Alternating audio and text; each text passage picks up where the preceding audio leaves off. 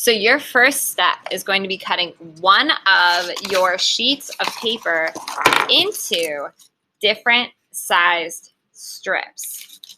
So we're just going to work with one. You can put the other one back in your kit. You'll need your one sheet of paper, a pair of scissors, your pencil, and a ruler. So go ahead and get those items out, and then we'll see how to cut your paper into the correct size strips.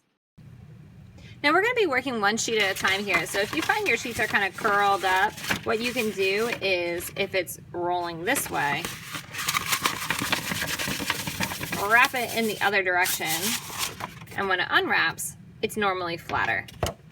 So what you're going to do is you're going to cut a couple of strips, and I personally like to use the centimeter side of your ruler, but you might not have a centimeter side of your ruler. So make your strips between a 1/4 inch thick and 1/2 inch thick. So to help me make sure that my weaving strips are straight, I'm going to measure out a bunch of them that are 1/4 inch thick. And when I measure this, I'm holding my ruler against my paper to make sure it's straight and in line against the paper. Okay, I'll do 3 inches of 1/4 inch strips. And since I measured it at the top with little marks, I'm also going to measure it at the bottom. This is going to help me keep these pieces straight. And again, I did 3 inches of 1/4 inch strips. Now I'm going to connect those lines.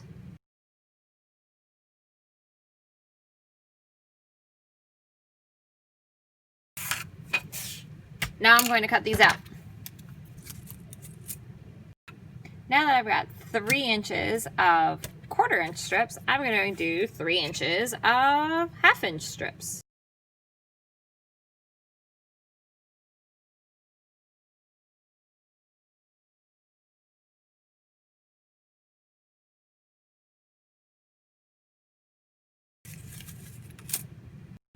I'm going to do one more set. I'm going to do some that are 1 centimeter wide.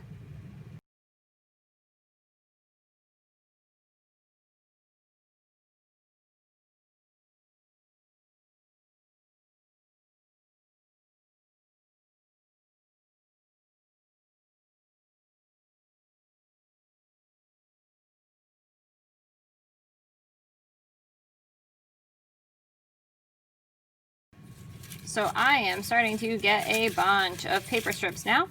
I have one small space left on my first sheet. You can see I haven't used my second sheet at all yet.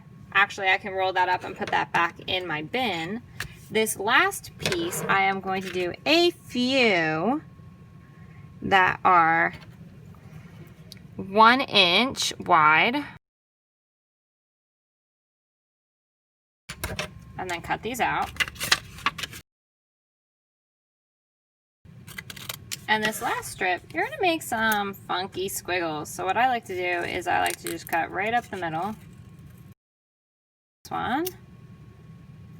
Cut it nice and narrow. Making sure that I maintain 2 pieces here. Don't cut anything off the edge. Okay, so there's one. Now I'm going to turn this one into a squiggle strip. I'm going to cut and get rid of that part. Cut this part right here. And then cut that indent out. You could do zigzags if you want. It doesn't have to be squiggles. So I got another one.